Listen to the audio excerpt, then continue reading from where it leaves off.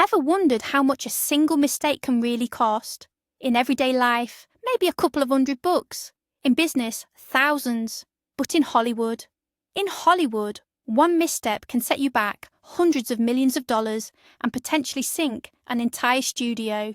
Today, we're diving deep into a world of catastrophic decisions, ballooning budgets, and epic flops. I'll show you 20 of the most expensive blunders in film history, the kind that still give studio executives nightmares and grey hairs. Prepare yourselves because some of these figures are truly staggering. We're kicking off our list with a film whose very title has become synonymous with the word flop. Of course, I'm talking about Kevin Costner's Waterworld. On paper, it sounded like a surefire blockbuster, a post-apocalyptic world entirely covered in water, starring a major A-list celebrity. What could possibly go wrong? As it turned out, just about everything. The biggest and most costly mistake was the decision to build the elaborate sets, not in a studio tank, but in the open ocean off the coast of Hawaii. The producers constructed a gigantic 1,000-ton floating atoll. It was incredibly ambitious, and as events proved, incredibly reckless. Mother Nature, however, quickly reminded everyone who was boss.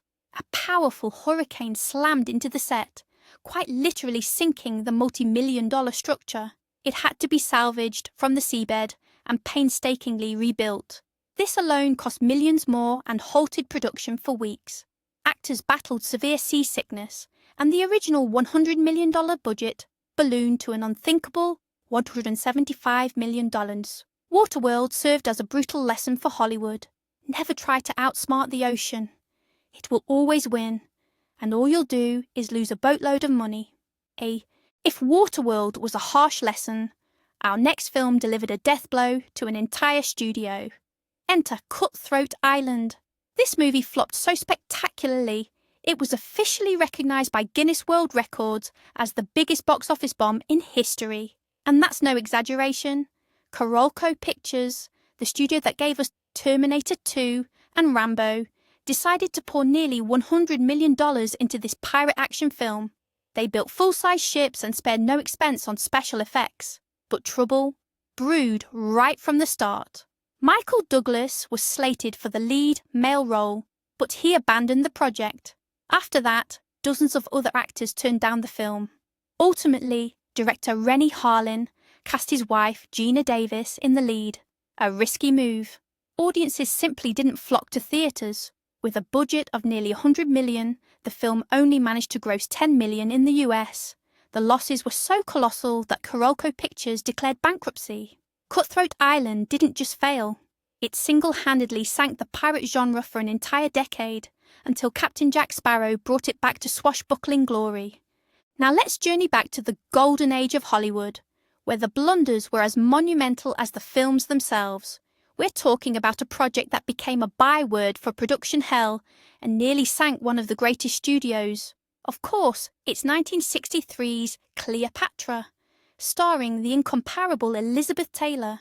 Originally, it was conceived as a lavish historical epic with a budget of just $2 million, but it quickly spiraled into a financial behemoth.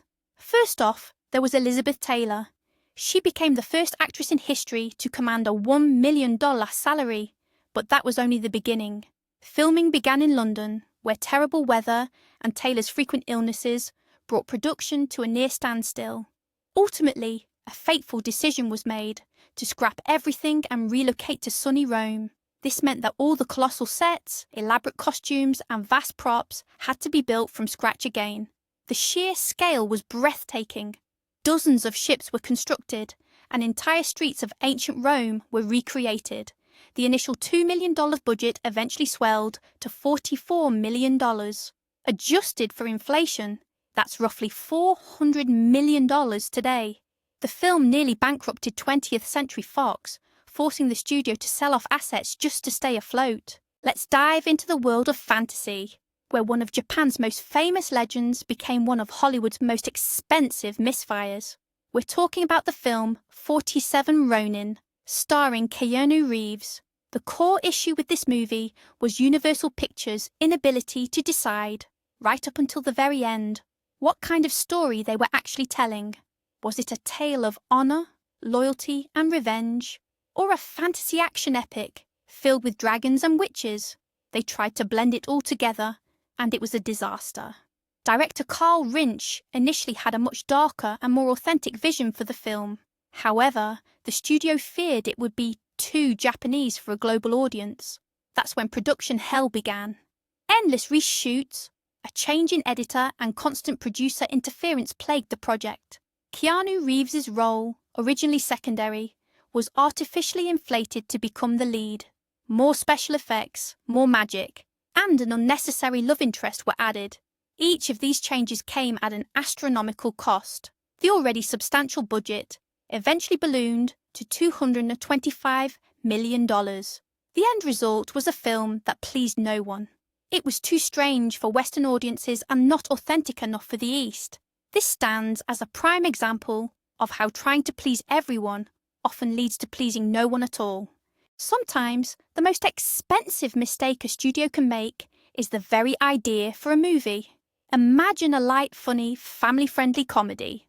Now imagine that same comedy costing more than a blockbuster, like Transformers or Iron Man. Sounds absurd. Well, that's exactly what happened with the movie Evan Almighty. It was a sequel to the hit film Bruce Almighty, but instead of Jim Carrey, Steve Carell took on the lead role. The premise was simple. His character is tasked by God to build an ark. But instead of relying on computer graphics, the director insisted everything should be done for real. So, for the shoot, they built a massive, full-scale Noah's Ark. We're talking 140 metres long, but that wasn't all. The film also featured hundreds of real animals. They were brought in pairs, housed and trained, all adding up to astronomical costs. The marketing campaign was also aggressive. In the end, the budget for this talking animal comedy ballooned to a staggering $175 million, with an additional $40 million spent on promotion. While the movie didn't completely bomb, it certainly wasn't a hit either, barely breaking even. Universal Studios definitely learned its lesson. Building a real-life arc for a comedy is one very, very expensive joke. Our next story is a classic example of how you can spend $250 million making a film, yet completely botch its promotion. The name of this disaster? John Carter. It was Disney's dream project, intended to launch a brand new franchise akin to Star Wars or Avatar. Drawing from Edgar Rice Burroughs' classic literary works, the movie boasted rich source material. The production was enormous, a colossal budget of $250 million, with an additional $100 million allocated for marketing. However, this is where the trouble started. Its advertising campaign was surprisingly sluggish and muddled. The trailers gave no clear indication of the film's premise. Who is John Carter? Why is he on Mars? And why does he have superpowers? Disney utterly failed to communicate the central idea to viewers. To make matters worse, they inexplicably dropped Mars from the title, concerned it might alienate female viewers following the failure of another Mars-themed movie. Ultimately, audiences didn't grasp why they should bother going to the cinema and largely ignored the film. John Carter cost Disney nearly $200 million in losses, cementing its place as one of the most notorious marketing failures in history. Today, we're delving into a film that wasn't just a financial disaster, but one that irrevocably reshaped Hollywood.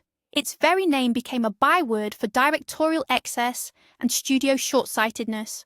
We're talking about Michael Cimino's 1980 epic, Heaven's Gate. Fresh off his Oscar win for The Deer Hunter, Cimino had been granted complete carte blanche by United Artists. He decided to direct an epic western. The initial budget was set at $11 million, with a planned runtime of 90 minutes. However, Cimino soon lost all sense of proportion. He became consumed by an obsessive perfectionism. He would reportedly wait for hours for just the right cloud to appear in a shot. Entire street sets were built, torn down, and rebuilt again to ensure historical accuracy. Production spiraled, and the budget swelled exponentially. Ultimately, it soared from $11 million to an astronomical $44 million, an unprecedented sum for that era. When Cimino finally presented his initial cut, it clocked in at a staggering 5.5 hours.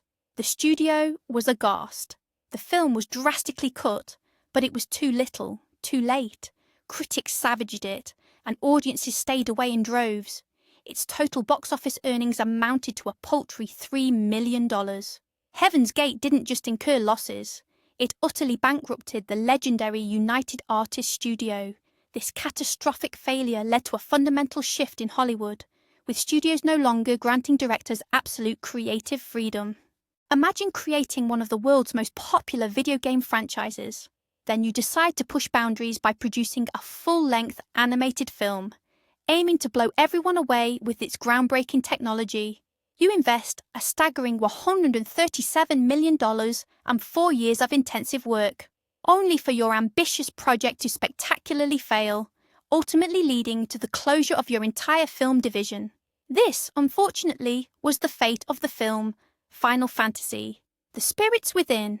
Square Pictures, the very company behind the legendary Final Fantasy series, gambled everything on one revolutionary concept: photorealistic computer graphics.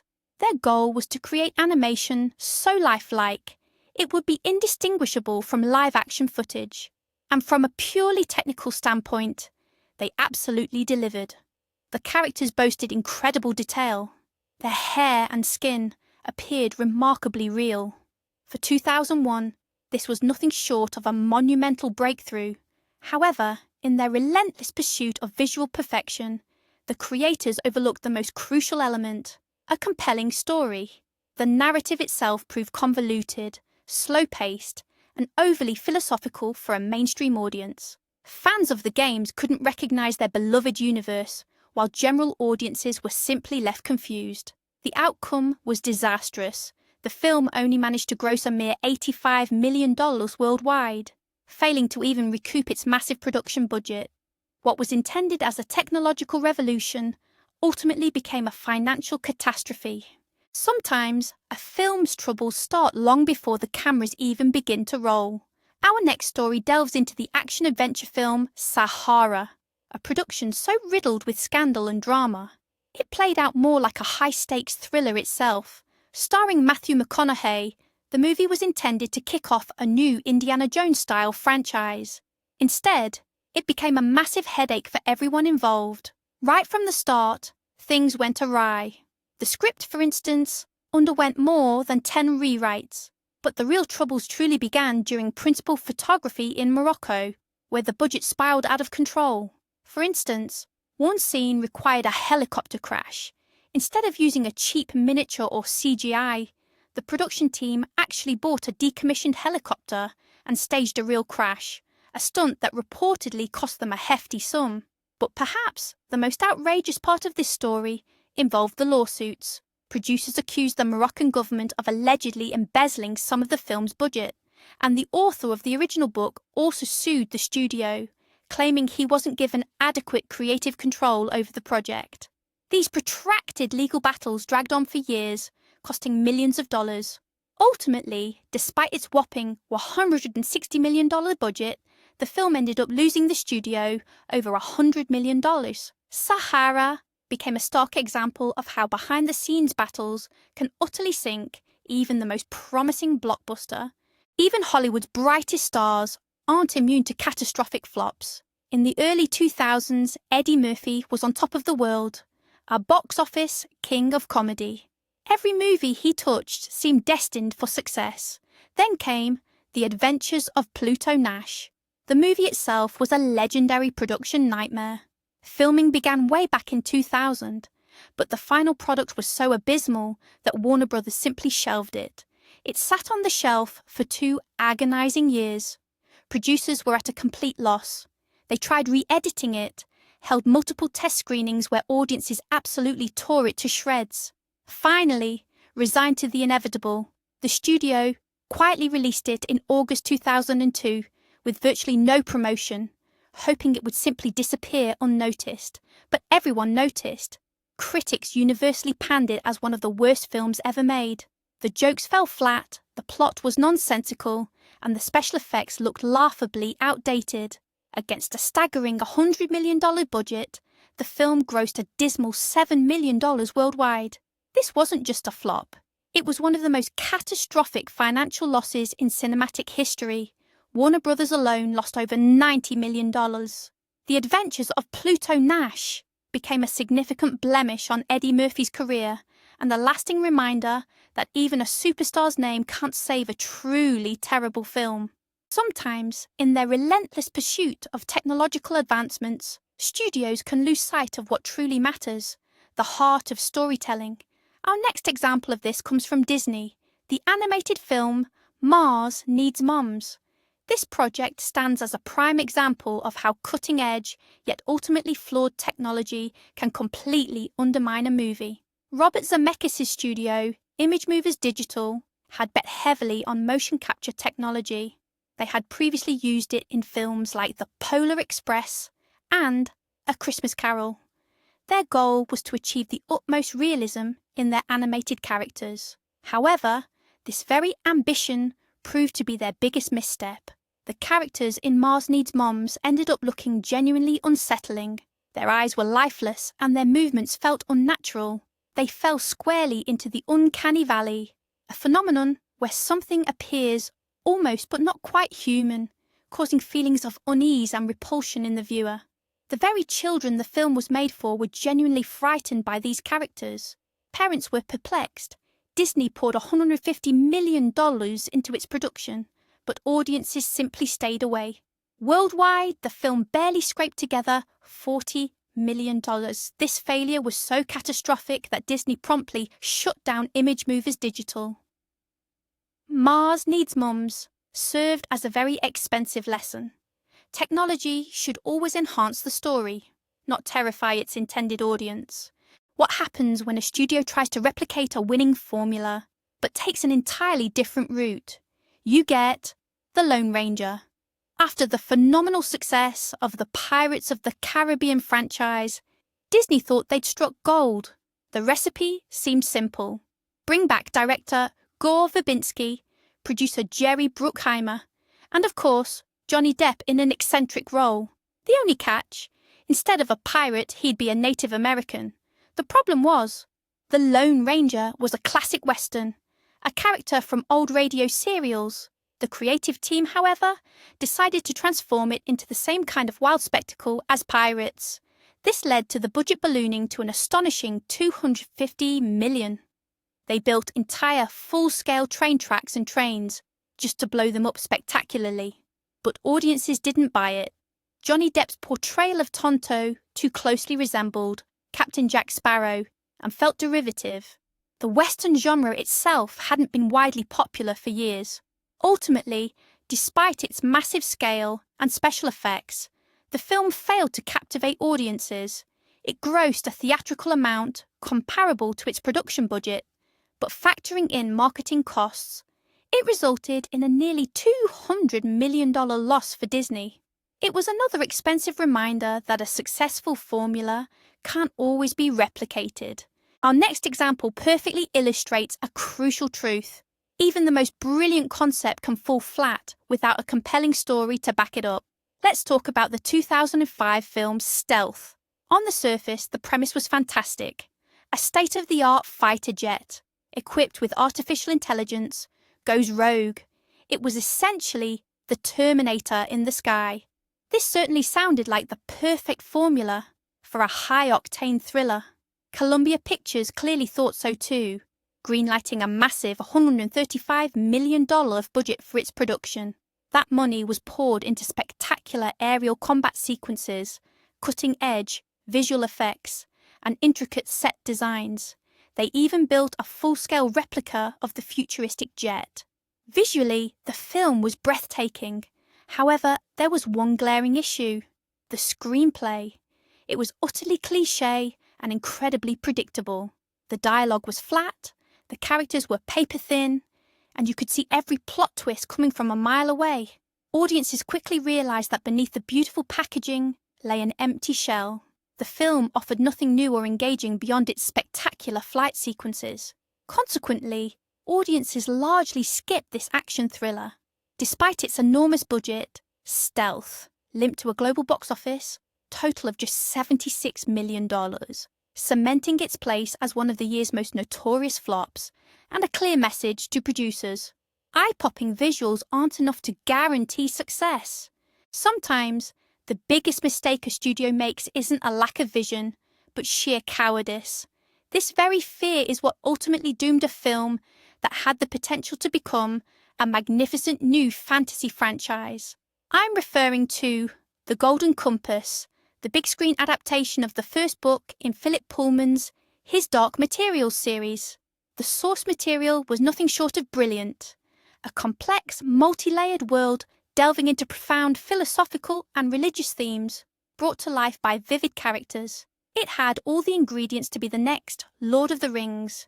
New Line Cinema, the very studio behind the Lord of the Rings trilogy, poured a staggering $180 million into the project. The cast was undeniably star-studded, featuring A-listers like Nicole Kidman and Daniel Craig. Visually, the film was absolutely stunning. But as the release date drew nearer, the studio began to panic. Pullman's novels contained strong critiques of organised religion, and producers feared this would spark controversy and alienate religious audiences in the United States. And that's precisely where they made their fatal error. They famously cut the original, dark and ambiguous ending, a pivotal moment that was absolutely crucial to the entire narrative. The resulting ending felt rushed, jarring and incomplete, simply cutting off mid-sentence. As a consequence, the film failed to satisfy anyone. Neither the loyal book fans, who were outraged by the distortion of the plot, nor new audiences, who were left utterly confused about how it all concluded. Its dismal box office performance in the US effectively sealed the fate of any potential sequels. It was a textbook example of a studio attempting to appease everyone, only to end up losing everything. Even the world's most iconic superhero isn't immune to a box office flop. In 2006, Warner Brothers aimed for a triumphant return of the Man of Steel to the big screen. They brought in director Bryan Singer, fresh off his massively successful X-Men reboot, and allocated him a colossal budget, over $270 million, including marketing. The project was titled Superman Returns. Singer, a huge fan of the classic Christopher Reeve Superman films, opted to create a direct sequel, essentially ignoring any previous iterations. This, however, proved to be its biggest misstep. Instead of modernising the hero, Singer delivered a deeply nostalgic, slow and melancholic film. In his version, Superman was less a saviour of humanity and more a brooding, conflicted hero, even seen spying on his former love interest. For such a massive budget, the film was surprisingly light on action. Audiences, already accustomed to the dynamic action of X-Men and Spider-Man, simply found themselves bored. While not a complete flop, it still managed to gross nearly $400 million worldwide. But for a studio that had invested so much money and so many hopes into the project, this figure was catastrophically short of expectations.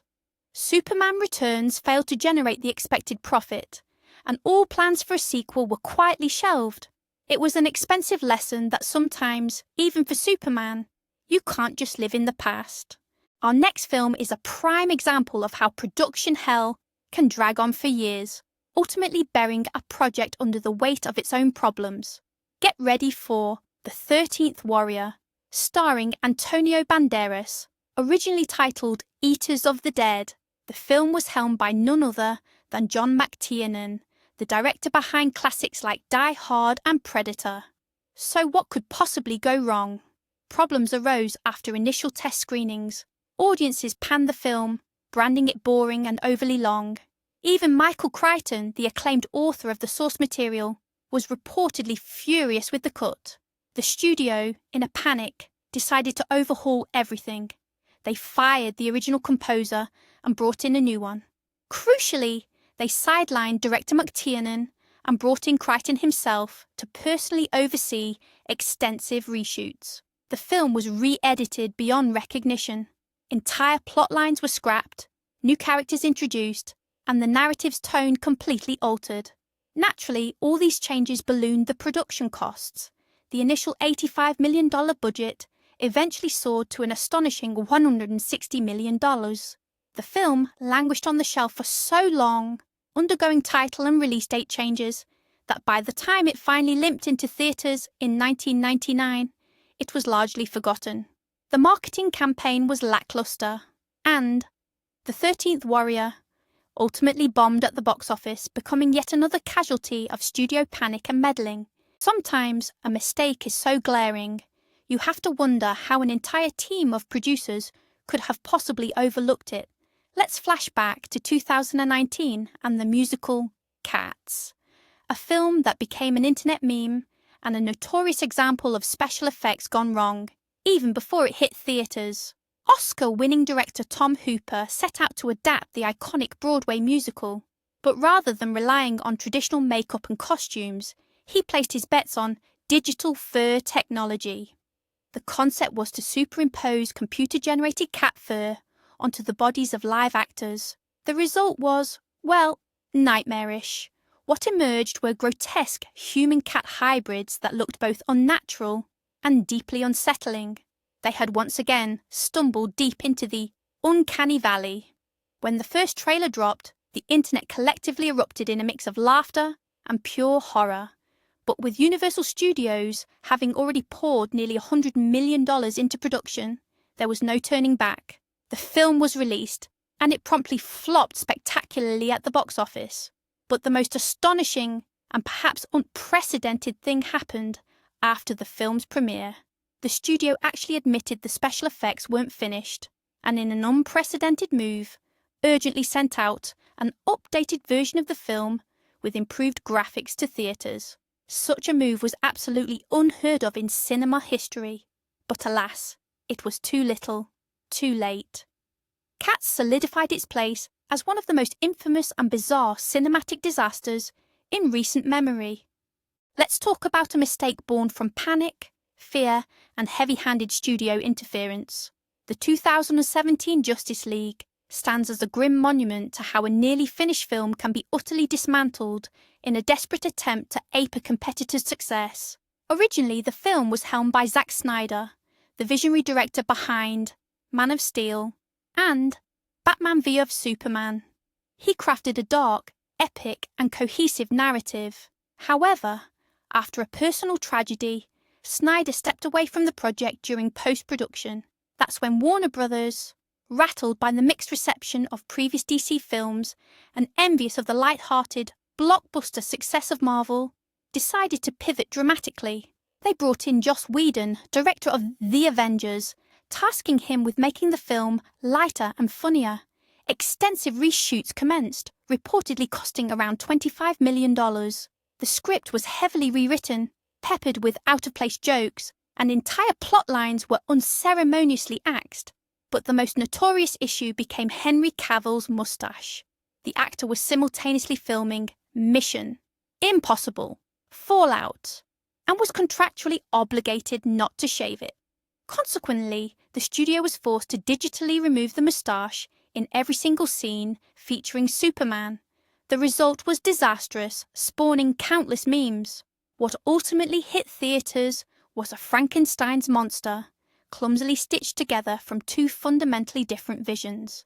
It pleased neither critics nor fans, bombed at the box office, and incurred massive losses for the studio. Sometimes the biggest mistake isn't a manufacturing defect or a marketing blunder, but a core decision, fundamentally flawed and driven by greed. And that's precisely what happened with The Hobbit. When Peter Jackson embarked on adapting J.R.R. Tolkien's relatively short children's book, everyone expected a single film, maybe two at most.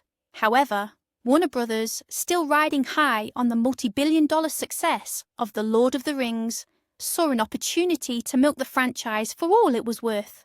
A decision was quickly reached to stretch a single book into 3 feature-length movies.